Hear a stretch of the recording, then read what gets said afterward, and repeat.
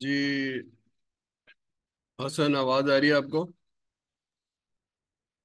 Yes sir. ठीक है। चलिए स्टार्ट इन फ्यू मिनट्स। थोड़े से लोग और आ जाएं तो आई विल स्टार्ट।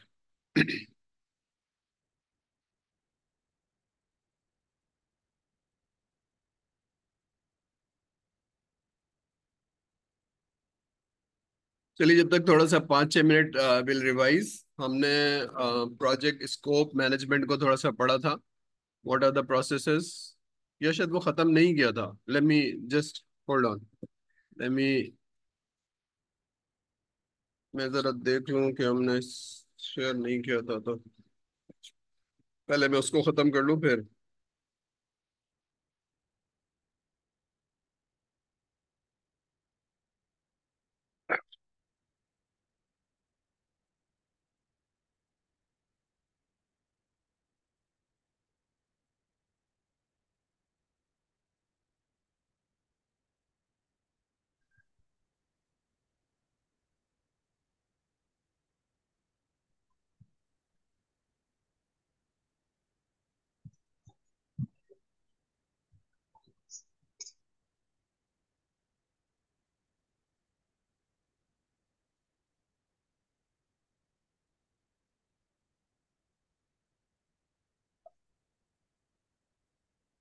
चलिए, शायद ये वाला पार्ट रह गया था।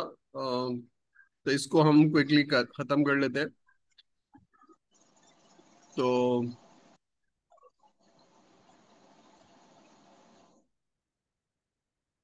ठीक है, हमने ये वाले प्रोसेस पढ़ लिए थे जो नीचे दिख रहे हैं आपको। Requirement illustration, scope definition and create WBS.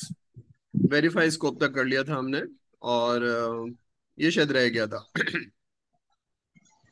तो कंट्रोल करने का क्या तरीका है?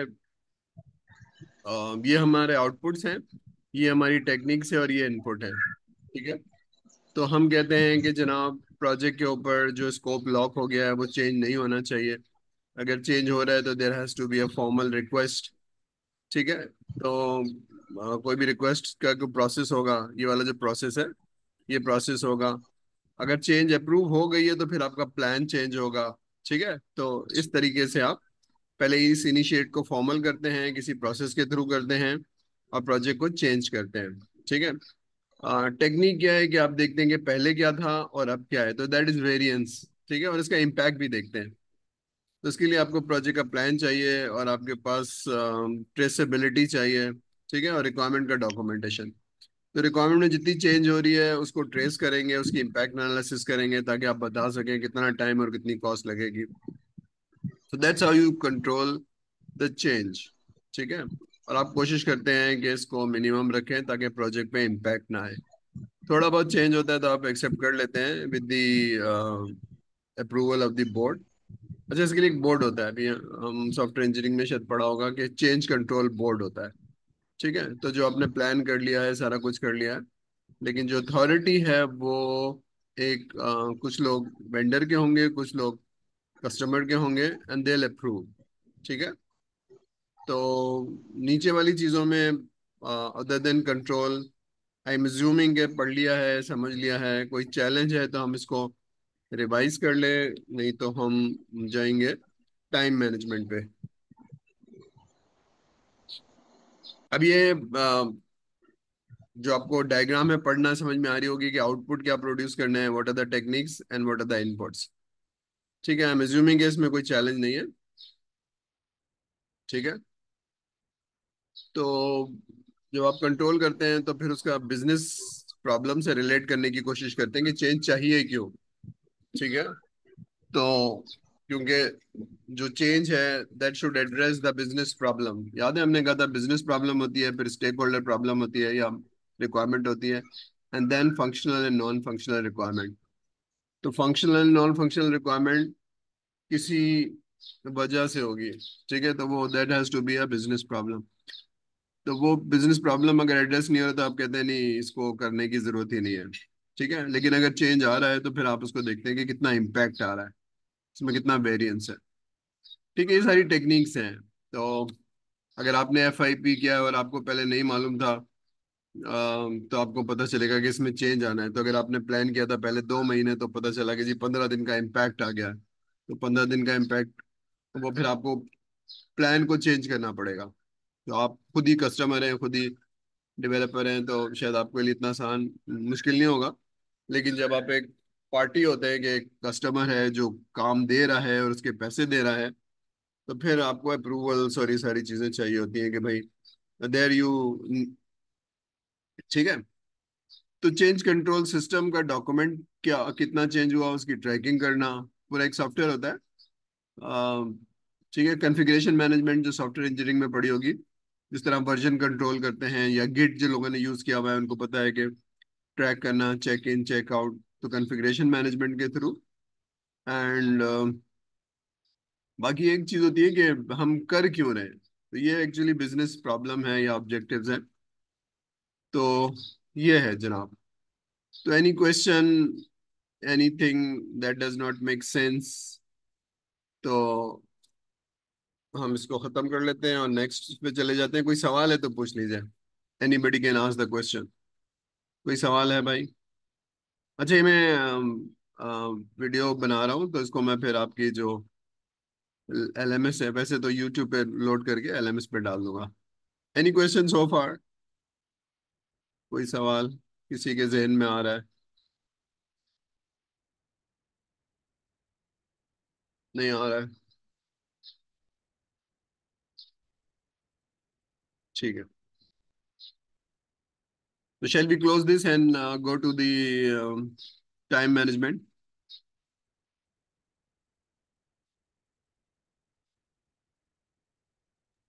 Yes sir. ठीक है, थैंक यू।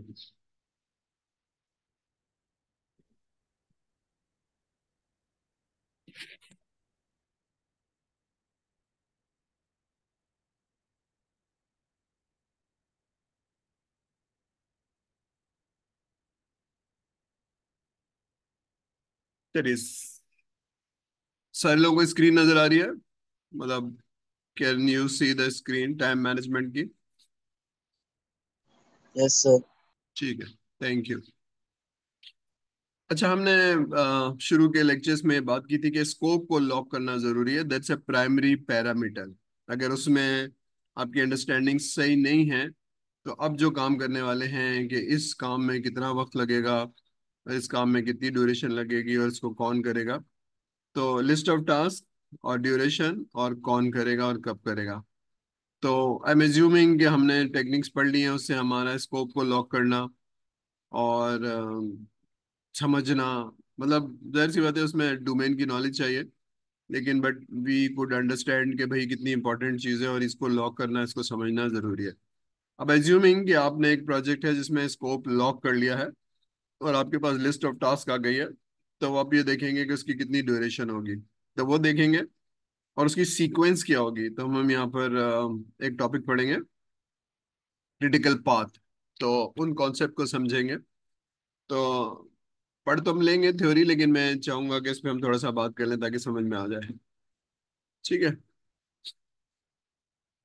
तो ये 4-5 चीजें हम पढ़ेंगे। स्कोप मैनेजमेंट हमने थोड़ा सा एम्फेसाइज किया है कॉन्सेप्ट पे, और हमने थोड़ा सा पीएमआई का स्कोप पढ़ा है, इसको दोबारा से पढ़ लीजिएगा। क्योंकि आप लोग अभी प्रैक्टिशनर नहीं है, तो यू विल हैव चैलेंज। अब हम पढ़ेंगे टाइम मैनेजमेंट को, उसके बाद हम पढ़ेंगे कॉस्ट मैनेजमेंट को। तो टाइम मैनेजमेंट को आज हम जिक्र कर लेते हैं कि भाई ड्यूरेशन को कैसे चेक करेंगे, टाइम को कैसे लॉक करेंगे। तो ये थोड़ी सी थ्योरी है, इसको पढ़ लें, नहीं समझ में आ रहा तो पूछ लें। ठीक है, ये थोड़ी सी तमहीद है कि जी आपको प्रोजेक्ट मिलेगा तो आप देखना चाहेंगे कितने दिनों में खत्म होगा, ये कितने दिनों में खत्म होगा, उसकी ड्यूरेशन और आपकी टीम का साइज और स्किल सेट पे डिपेंड करेगा। और एक और चीज़ है, कस्टमर पे भी डिपेंड करता है। अगर उसका इसका कल्चर हेल्दी है तो वो जल्दी खत्म होगा, अगर अनहेल्दी है तो वो उसमें एक्स्ट्रा टाइम लगेगा। ठीक है, तो कस्टमर आपका कैसा है, टीम आपकी कैसी है और स्कोप आपका क्या है, 3 चीजों पर डिपेंड करेगा प्रोजेक्ट का टाइम।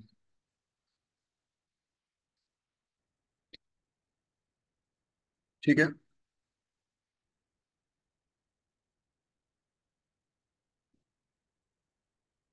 तो रियलिस्टिक एस्टिमेट क्या होता है? रियलिस्टिक एस्टिमेट में हमने बात की कि जनाब आपको एक्टिविटीज का पता होना चाहिए, कौन कौन सी एक्टिविटीज हैं आपकी। ये आपके स्कोप से आएगा। दूसरा, आपकी अप्रोच कौन सी है। अगर आप वाटरफॉल रहे हैं तो आपकी रिक्वायरमेंट पहले ले लेंगे, लेकिन अगर एजाइल है तो आप रिक्वायरमेंट लेंगे, स्प्रिंट चलाएंगे, सॉफ्टवेयर देंगे। ठीक है। तो शेड्यूल बहुत इंपॉर्टेंट है, उसमें आपकी साइज और स्किल्स टीम का बहुत डिपेंड करेगा, और इसमें अनसर्टेनिटी भी है। ठीक है ना, तो ये सारी चीजें। अब ये इंपॉर्टेंट बात है कि अब जो आपकी लिस्ट ऑफ टास्क एज्यूम कर लें कि सही हो गई है, और 90% या 95% उसमें कोई चेंज नहीं आने वाला है, लेकिन ये सारे काम करने में हर एक्टिविटी में कितना टाइम लगेगा, और कौन सी एक्टिविटी सीक्वेंशियल होगी और कौन सी एक्टिविटी पैरेलल हो सकती है, ताकि हम कितनी जल्दी इसको खत्म कर सकते हैं। ठीक है, तो ये I am using the terminology duration and sequence.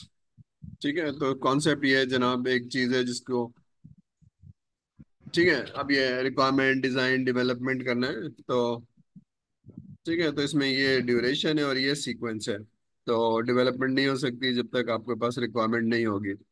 तो कुछ चीजें बहुत ही हैं, लेकिन ऐसा हो सकता है कि you are developing the two module, तो ये दोनों चीजें पैरेलल हो सकती हैं। तो हम, मैंने अभी बात की है ड्यूरेशन सीक्वेंस, और हम बात करेंगे उसकी सीक्वेंसिंग। तो एग्जाम्पल ये है कि हम एक काम कर रहे हैं, इसमें 10 एक्टिविटीज हैं, और हर एक्टिविटी में 1 वीक लगता है। तो अगर आप सारी चीजें पैरेलल कर रहे हैं 10 की 10, तो 1 वीक में खत्म हो जाएगा। लेकिन आप सारी चीजें सीक्वेंशियल कर रहे हैं तो 10 वीक्स लगेंगे। लेकिन अगर इसका कॉम्बिनेशन है तो फिर वो डिपेंडिंग ऑन द, ठीक है, तो ये उसकी सीक्वेंस हो गई।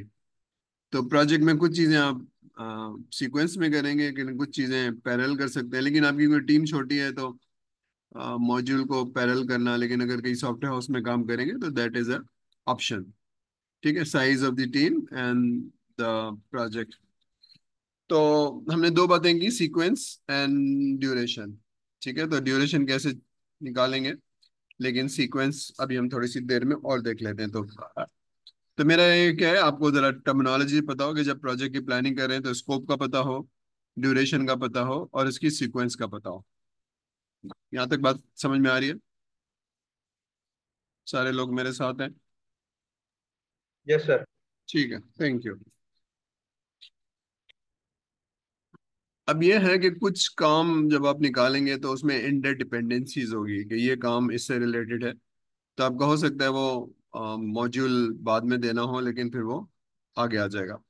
तो कुछ चीजें क्रिटिकल हैं। अब ये I am holding the word critical, जब मैं क्रिटिकल पाथ बताऊंगा तो फिर समझा दूंगा कि क्रिटिकल का क्या मतलब है। जब हम ड्यूरेशन चेक करेंगे तो उसमें जो लॉन्गेस्ट पार्ट पाथ होगा वो क्रिटिकल होगा। फिर जब आपके पास एक शेड्यूल बन गया तो आप उसकी ट्रैक कर सकेंगे। अगर आपका जो FIP का शेड्यूल अगर बना होता दिनों के हिसाब से, हफ्तों के हिसाब से, तो आप शेड्यूल कर सकते थे कि आज क्या करना है, और फलाने दिन क्या करना है, और कितने घंटे करना है। तो since you don't have the schedule, आपने एक बार समराइज करके एक वो बनाया हुआ है कि इतने दिनों में रिक्वायरमेंट ले लेनी है। तो प्रोग्रेस को मॉनिटर करना बहुत मुश्किल हो जाता है। तो प्रोग्रेस कब मॉनिटर होगी, जब आप बना रहे होंगे जी इस दिन ये वाली रिपोर्ट बनेगी और ये बना रहे होंगे, तो उससे जाके आप पूछ सकते हैं दूसरे दिन तीसरे दिन कि जी रिपोर्ट बन गई या नहीं बन गई। ठीक है, तो शेड्यूल जो है वो नाम के साथ, एक्टिविटी के साथ और डेज के साथ होना चाहिए, तो उसको ट्रैक करना आसान हो जाएगा। ठीक है, तो प्रोग्रेस की पता करना, तो अगर वेबसाइट का प्रोजेक्ट है और महीने भर का है तो आसान है। लेकिन एक लंबा और कॉम्प्लेक्स प्रोजेक्ट है, इसमें बहुत सारे लोग हैं, तो उसको प्लान करना, उसकी प्रोग्रेस को मॉनिटर करना, that requires a real plan.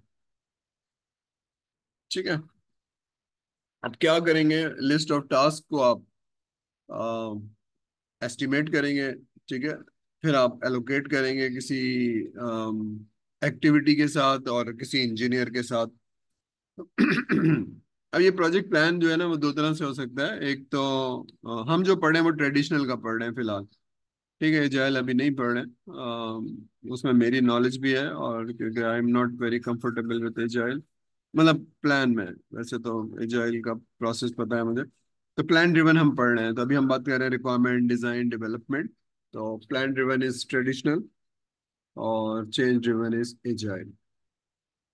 अब हमें बनाना है तो हमें क्या क्या चीजें पता होनी चाहिए, अगर जो आपने प्रोजेक्ट शेड्यूल बनाया है FYP का या किसी भी प्लान का, तो क्या क्या चीजें पता होनी चाहिए। तो ये एक समरी है, उसके बाद हम कुछ टर्मिनोलॉजी पढ़ेंगे। तो पार्टली एस्टिमेशन प्रिडिक्शन बहुत एक्यूरेट नहीं हो सकती है, अनसर्टेनिटी होती है, क्योंकि हम को स्कोप का चैलेंज होता है समझने का, और दूसरा हमारी जो टीम है उसकी मेंटल कैपेबिलिटी का एक चैलेंज होता है, फिजिकल नहीं है। तो ये आप बेस्ड ऑन एक्सपीरियंस ये कर रहे होते हैं। ठीक है, तो uncertainty is involve in software plans. ठीक है, ये बात तो क्लियर है ना, कि मेंटल कैपेबिलिटी, एक आदमी का सही आपने प्लान किया लेकिन वो 3 दिन से बीमार है या कोई परेशानी है तो वो काम नहीं कर पा रहा है, तो या ये कि उसकी मेंटल कैपेबिलिटी का आपको अंदाजा नहीं था, आपने एज्यूम किया कि ऐसा होगा। तो ये सारी चीजें दैट क्रिएट्स अ अनसर्टेनिटी। ये बात समझ में आ रही है या डज नॉट मेक सेंस?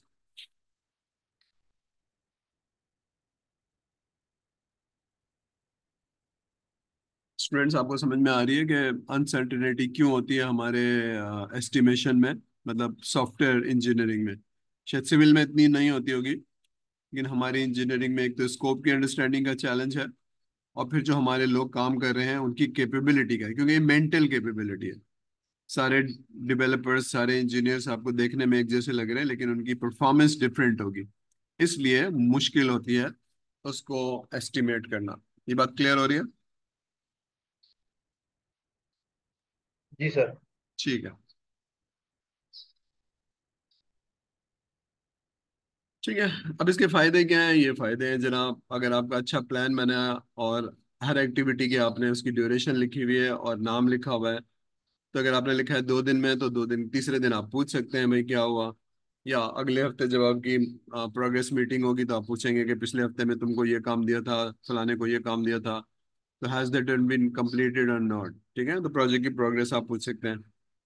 ठीक है, अगर कोई रिसोर्स काम नहीं कर रही है तो फिर आप चेंज करेंगे। ठीक है, तो बट डिलेज को आप मिनिमाइज करते हैं, तो जितनी जल्दी आप कंट्रोल करेंगे उतना आपका अच्छा है। तो प्लान होना जरूरी है, प्रोग्रेस का पता होना जरूरी है, एंड क्विक एक्शन। ठीक है।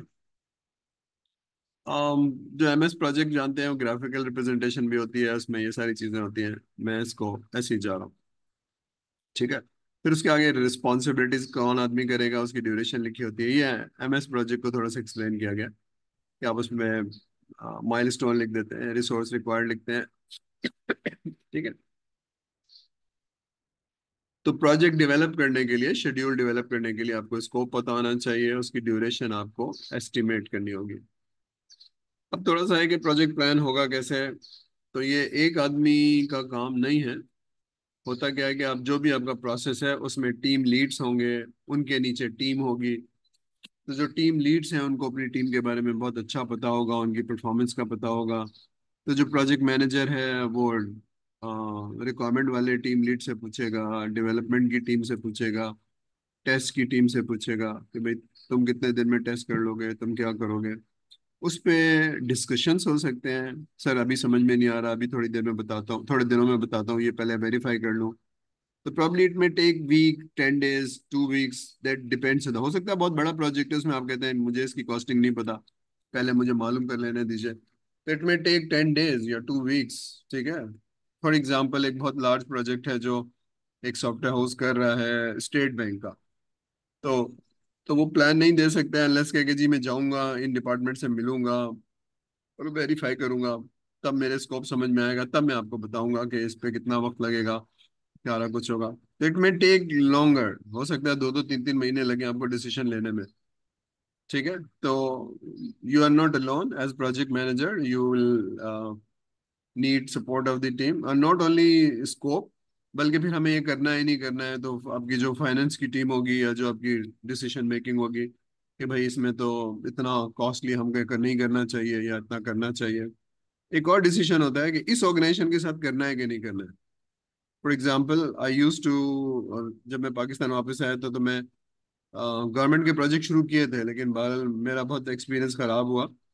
तो then I decided not to do projects with government of Pakistan या गवर्नमेंट ऑफ सिंध। ठीक है, इसी तरह से आर्मी के भी प्रोजेक्ट, हमने नेवी का प्रोजेक्ट किया था, हमने कहा कि भाई अब हमें ये नहीं करने चाहिए। तो फॉर सम रीजन ये हो सकता है। तो आपको पहली चीज है ड्यूरेशन या स्कोप और टीम, वो तो है ही है जो आप एफआईपी में कर रहे हैं, लेकिन जब आप किसी बड़े सॉफ्टवेयर हाउस में होते हैं तो you take another decision on costing and you take another decision on the organisation itself. यहाँ तक बात समझ में आ रही है भाई सारे लोगों को? Make sense? आ रही है नहीं आ रही है? ठीक है, चलिए। अब ये, हाँ अब ये ब्रेक डाउन है।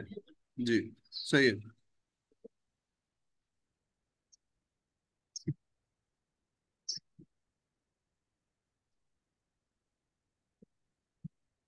ठीक है, अब ये ब्रेक डाउन है कि आप, हो सकता है उसको डिटेल नहीं पता, वो जाएगा फिर जाके लेगा फिर आपको बताएगा। ठीक है, तो इसमें ये सारी चीजें, तो दैट्स अ मास्टर शेड्यूल। लेकिन मास्टर शेड्यूल के लिए ऐसा नहीं है कि वो अपने कमरे में बैठ के एक प्लान कर लेगा, एक ड्राफ्ट बना लेगा कि हमारे पास एज प्रोजेक्ट चार्टर जो है वो इतना वक्त है, इस वक्त में हमें ये सारे काम कर लेने हैं। तो फिर वो ही will take the input, the project manager will, और may help from other project managers कि भाई आपने ये प्रोजेक्ट किया हुआ इस तरह का, तो जरा इसमें मेरी हेल्प कर दीजिए। तो this is all consultation, help and taking input from the team leads. ठीक है, तब जाके वो, फॉर एग्जांपल, ये पहला लेवल है, ये सेकंड लेवल है, ये थर्ड लेवल है, ये फोर्थ लेवल है, यानी किसी को टास्क असाइन किया होगा आपने।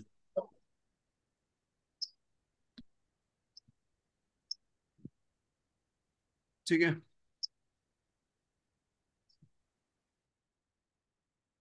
चलिए।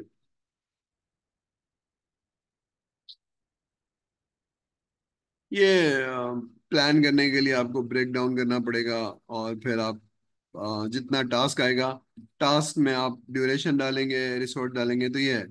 तो हम अभी टास्क की ड्यूरेशन देखेंगे, उसकी सीक्वेंस देखेंगे, क्रिटिकल पाथ को देखेंगे। ये सिर्फ रिवीजन है कि जी आपको ब्रेक डाउन करना पड़ेगा। तो जितना अच्छा आप ब्रेक डाउन कर पाएंगे उतना आप टास्क की लिस्ट लिख पाएंगे। अब आप देखेंगे उसकी ड्यूरेशन क्या है, उसकी कौन इसको एलोकेट करेगा। ठीक है, स्टार्ट डेट एंड डेट ये हमने प्रोजेक्ट की डेफिनेशन में पढ़ा था। अजम्पशंस आपके पास होना चाहिए कि जनाब रिक्वायरमेंट कौन लेगा, बिजनेस की नॉलेज कितनी अच्छी है या नहीं अच्छी है, तो हमें क्या कर लेना चाहिए। फॉर एग्जांपल, आप एक प्रोजेक्ट करने जा रहे हैं, आप नॉर्मली बैंक के प्रोजेक्ट करते थे, लेकिन इस दफ़ा आप एक मोबाइल कंपनी का करने जा रहे हैं, तो उसकी बिजनेस नॉलेज कैसे होगी। अब ये सारे अजम्पशंस हैं, तो आप बताएंगे कि भाई ये है और इस तरह से हम करेंगे जो भी करेंगे। What are the constraint, what are the restrictions. ठीक है, तो ये सारी चीजें, क्योंकि रिक्वायरमेंट हमारे केस में मल्टी डायमेंशनल हो सकते हैं। स्टेक होल्डर की एक्सपेक्टेशन क्या है, बिजनेस के लोग क्या चाह रहे हैं, क्या समझ रहे हैं। Sorry sorry sorry. ठीक है, तो ये सारी चीजें आपके बैकग्राउंड में होती हैं, आपको पता होना चाहिए। ठीक है, फिर आपको ये टीम के बारे में पता होना चाहिए कि आपका वर्किंग डे सैटरडे ऑफ है नहीं है, कोई छुट्टियां तो नहीं है, रिसोर्स कब अवेलेबल है। तो ये सारी चीजें आपको मालूम होना चाहिए। तो आपको जैसी बात है, अगर 5 दिन है तो आपके पास विल टेक लॉन्गर, छुट्टियां नहीं कर सकते हैं या कर सकते हैं। या सर फलाने साहब तो एनुअल वेकेशन पे जाना चाह रहे हैं, भी आपकी टीम के बारे में आपको मालूम होना चाहिए। ठीक है, कौन कौन सी लिस्ट ऑफ एक्टिविटीज हैं, कौन सी रिसोर्स रिक्वायर्ड हैं। फॉर एग्जांपल, एक जबरदस्त आर्किटेक्ट चाहिए आपको, और वो अवेलेबल नहीं है फिलहाल, तो क्या करेंगे। तो कोई और आदमी को पुल करेंगे प्रोजेक्ट। अब ये सारे ही है ना, रिक्वायर्ड रिसोर्स क्या है। एक लार्ज प्रोजेक्ट पे हो सकता है कि आपको जो रिसोर्स मौजूद नहीं है वो चाहिए होगी। ये सारी चीजें हैं। तो when you plan a big project, तो ये आपको मालूम होना चाहिए। It's not only software development, it can be architect, it can be BA, और खास डोमेन का भी है। तो ये सारी चीजें अगर नहीं है तो फिर आपको इसी तरह से कंपनी की हॉलीडेज, स्टाफ की वेकेशन, ये सब आपको पता होना चाहिए। फिर हम ये पूरा पढ़ेंगे प्रोजेक्ट रिस्क। प्रोजेक्ट रिस्क अगर है, हिस्टोरिकली आपके प्रोजेक्ट में टाइम ज्यादा हो जाता है, तो क्यों ज्यादा हो जाता है, क्यों आपकी रिक्वायरमेंट सही नहीं होती। तो आपकी डोमेन की नॉलेज।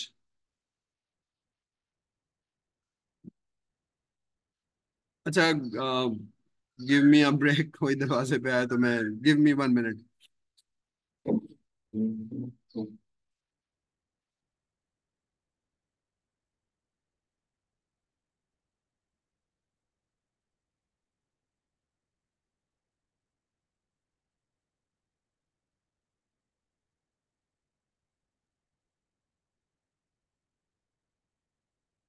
जी सॉरी।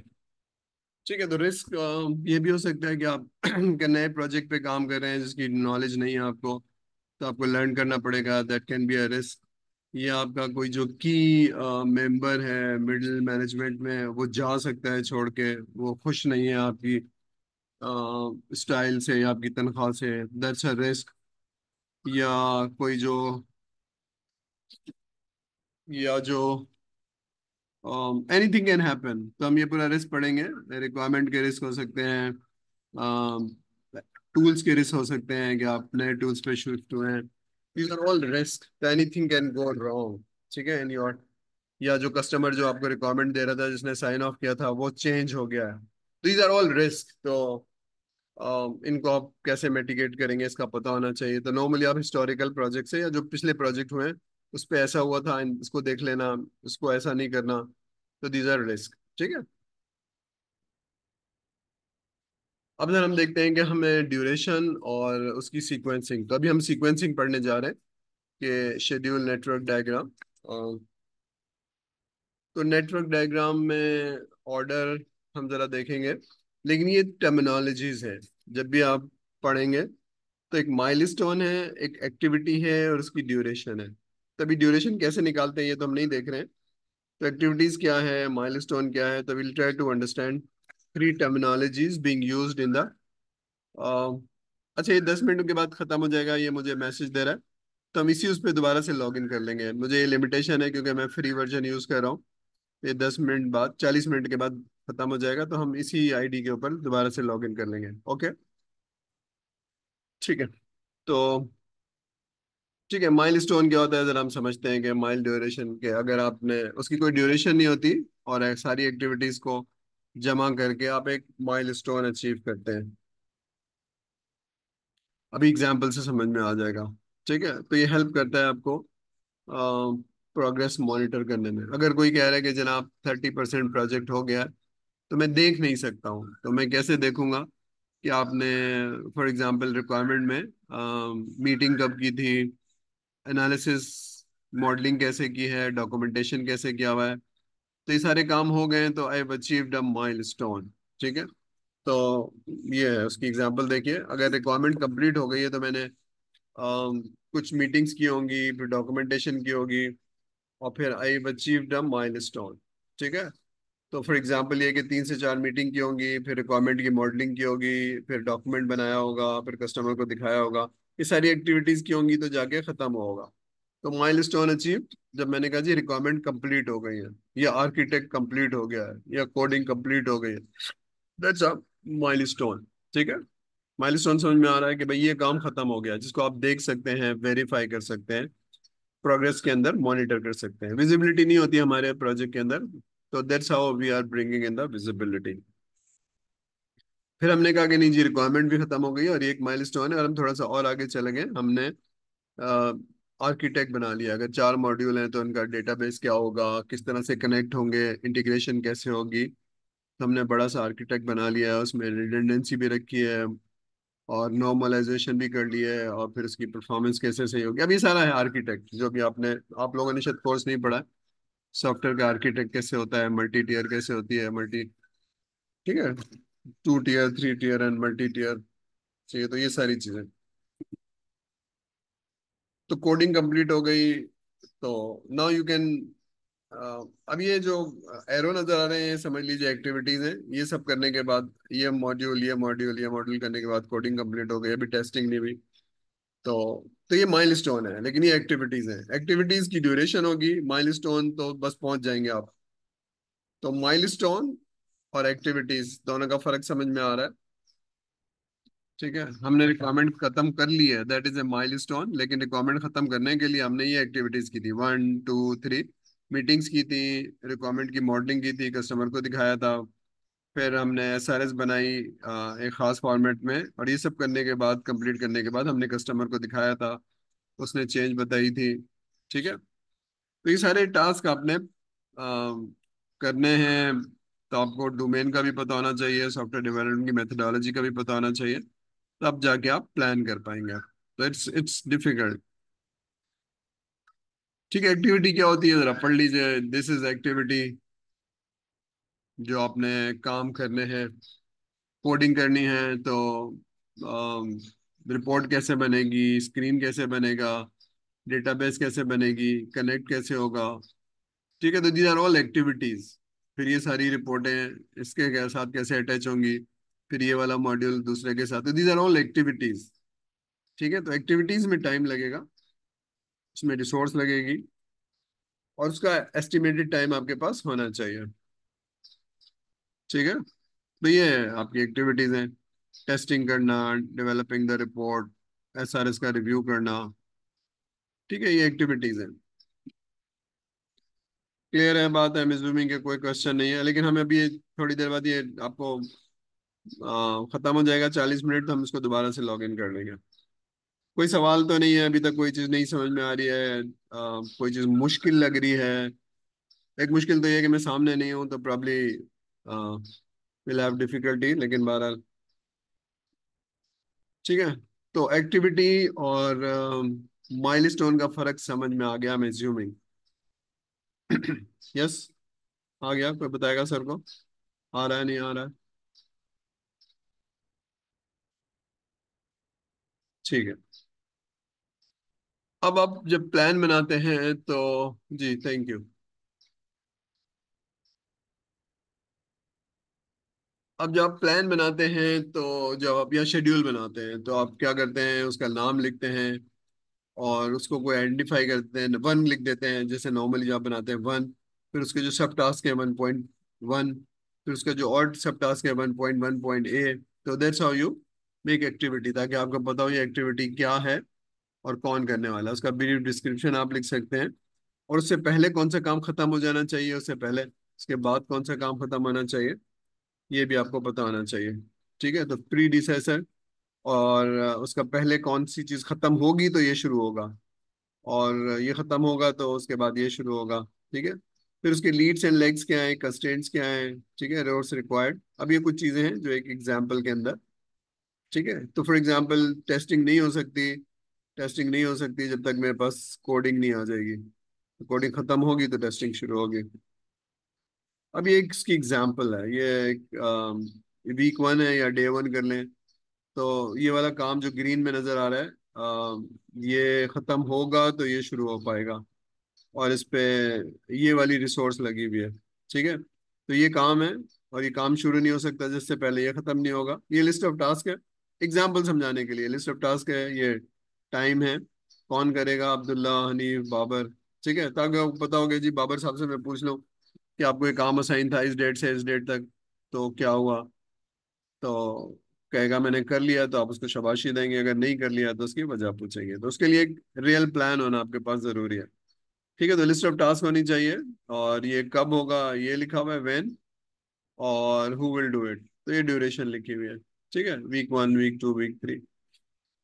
तो ये वही चीज़ है जो हमने पहले दिन पढ़ी थी। लिस्ट ऑफ टास्क होना चाहिए, लिस्ट ऑफ टास्क के लिए आपको स्कोप समझ में आना चाहिए, और और ये टीम है, एक्चुअली टीम की कैपेबिलिटी आपको पता है, ये हनीफ, ये ठीक है। तो ये आप नाम लिखेंगे, जिन्होंने एमएस प्रोजेक्ट यूज किया है उनको मालूम है कि आप रिसोर्स असाइन करते हैं वो नजर आना शुरू हो जाती है। ठीक है, यहाँ तक क्लियर है? हम आगे चलें। अब ड्यूरेशन, अभी होल्ड कर रहा हूँ मैं ड्यूरेशन की टेक्निक्स, लेकिन अगर वो 5 दिन लग रहा है और वो 2 दिन बाद अवेलेबल है, तो एक्चुअली 7 दिन लगेंगे। एलेप्स टाइम क्या होता है? एलेप्स टाइम ये होता है कि वो ही इज नॉट अवेलेबल या शी इज नॉट अवेलेबल। ये काम करने में 2 घंटे लगेंगे, लेकिन वो ही और she is allocated another project, तो उस काम में 4 दिन लगेंगे, क्योंकि 3 दिन he is not available, resource is not available. तो जब आप प्लान करते हैं तो आप देखते हैं कि अवेलेबिलिटी चेक करते हैं। ये नहीं लिखते कि आप वो आधे घंटे का काम है तो आधे घंटे का काम तो है, लेकिन वो करेगा जो आदमी वो इस वक्त अवेलेबल होगा, तो that is the actual duration. ठीक है, ये थोड़ी सी एक्टिविटी समझाने के लिए कि एक्टिविटी डायग्राम में माइलस्टोन क्या होता है, एक्टिविटी क्या होती है। तो माइलस्टोन का टाइम 0 होगा। जैसे अगर काम खत्म हो गया तो ड्यूरेशन में टी इज मेंशनिंग के जी ये वीक्स लगेंगे या इतने दिन लगेंगे या इतने घंटे लगेंगे। ठीक है, तो milestone will have 0 time duration, and activity must have duration. ठीक है, तो ये सारा रिवाइज हो रहा है कि, तो हमने 2 चीजें सीखी हैं, ड्यूरेशन एंड सीक्वेंस। तो सीक्वेंस में एक्टिविटीज हैं, तो एक्टिविटीज कैसे होंगी ये भी थोड़ी देर में और देख लेते हैं। ठीक है, तो ये पढ़ लीजिएगा, मैंने अपलोड कर दिया है, इसको देख लीजिएगा। अम, ये है एक्टिविटी 1, स्टार्ट एंड एंड। तो मैं थोड़ा तेज जा रहा हूँ, मैं आगे आपको अभी दिखा देता हूँ। स्टार्ट, ये डिपेंडेंसी दिखा रहा है कि ठीक है, 1 और 3 जो है वो शुरू हो सकते हैं, और ये नहीं शुरू हो सकते हैं। ठीक है, 1 और 3 पैरेलल हो सकते हैं, लेकिन ये 1 और 5। ठीक है, तो 4 इज डिपेंडेंट ऑन 3। तो ये वही है कि अगर आपकी ये चीज खत्म नहीं होगी तो ये शुरू नहीं हो सकती है। तो ये आपको देखना होगा कि कौन सी एक्टिविटी है, जब आप प्लान करेंगे तो आप ये देखेंगे, ये सिर्फ समझाने के लिए। अब ये थोड़ा सा इंपॉर्टेंट सब्जेक्ट है, critical. Less than a minute रह गया, तो मैं दोबारा से लॉग इन करवाऊंगा आपसे। क्रिटिकल पाथ मेथड क्या चीज़ होती है, ये हम जरा देखते हैं। तो मैं इसको होल्ड कर रहा हूँ, उसके बाद फिर हम दोबारा से लॉग इन करेंगे।